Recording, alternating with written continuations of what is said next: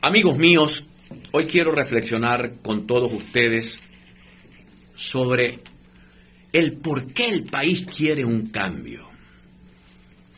El país quiere un cambio, sencillamente porque desde más o menos el 2001, cuando Hugo Chávez comenzó a expropiar tierras, a expropiar empresas, quizá los venezolanos no observamos la ruina que venía, porque los altos precios del petróleo compensaban el cierre de empresas. Y Hugo Chávez pudo mantener una especie de ficción, una mentira de país, un país que se soportaba en altos precios petroleros y que había dinero para Cadivi y había dinero para los viajeros y había dinero para los pensionados en el exterior. Y llegó el día,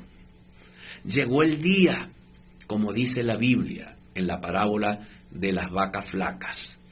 Hugo Chávez fue tremendamente irresponsable y no ahorró para cuando los precios del petróleo cayeran. Los precios del petróleo cayeron y coincidió casualmente con la muerte por cáncer de Hugo Chávez y comenzó esta situación tan terrible que ha vivido el país. En medio de todo esto ha habido muchísima violencia, muchísima muerte, presos políticos.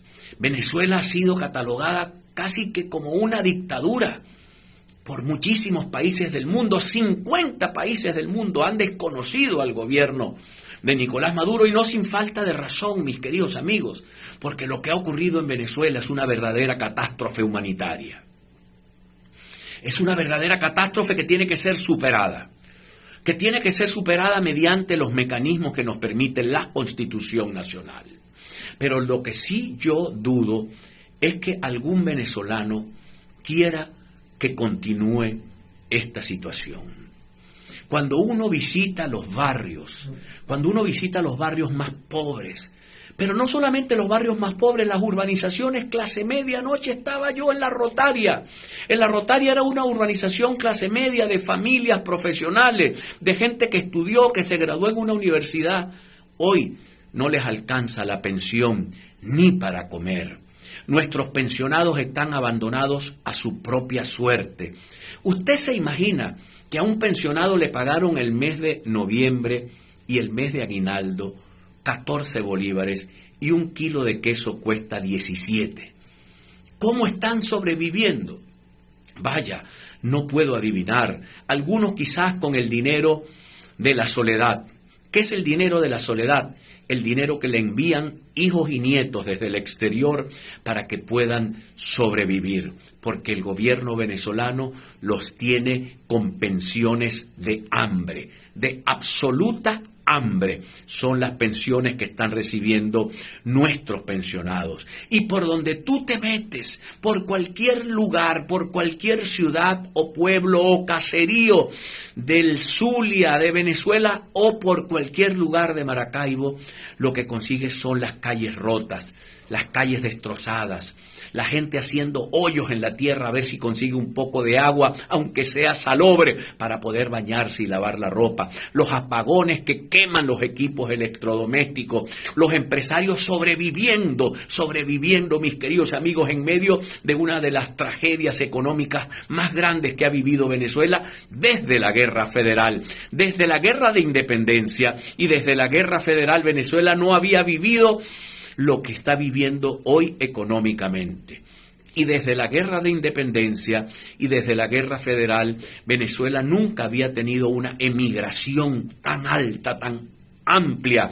Casi 6 millones de nuestros pobladores han tenido que ir a vivir al exterior porque en Venezuela se acabó la esperanza, porque en Venezuela los sueños están truncados, porque no es solamente que la situación es mala en el momento, sino que pinta peor para después. Y eso es lo que hace que nuestros muchachos salgan huyendo por la frontera para Chile, para Ecuador, para Perú, para Colombia. Los más avesados ahora pagan a coyotes para para que los pasen por el río en los Estados Unidos para pasar 1 y 2 meses detenidos por las autoridades norteamericanas para luego intentar rehacer la vida en ese país. Esto ha sido demasiado injusto y por eso es evidente que la mayoría de los venezolanos queramos un cambio, que tiene que ocurrir un cambio en Venezuela, que tiene que regresar la esperanza al venezolano. Si Nicolás Maduro pudiera además él mismo fomentar un poco esos cambios, pero la tosudez, la prisión ideológica que tienen les impiden avanzar hacia la democracia y hacia la libertad. Y al impedirles eso, condenan a la población a la pobreza, condenan a los muchachos a la falta de educación, condenan a los trabajadores al desempleo, condenan a nuestros ancianos pensionados a la más profunda de las pobrezas. Por eso es lógico, es natural que la gente quiera y desee un cambio en Venezuela, porque esto es insoportable. El país no puede seguir soportando tanta crisis y tanta pobreza. El país requiere un cambio.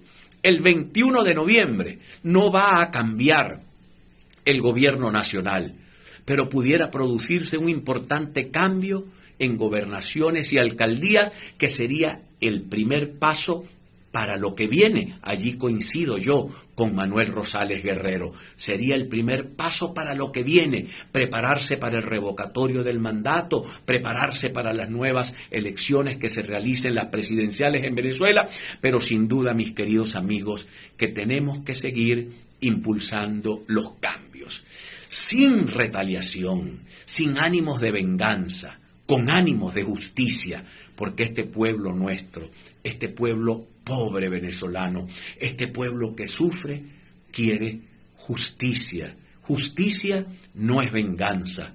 Justicia es que se aplique la ley a quienes han defraudado los fondos públicos.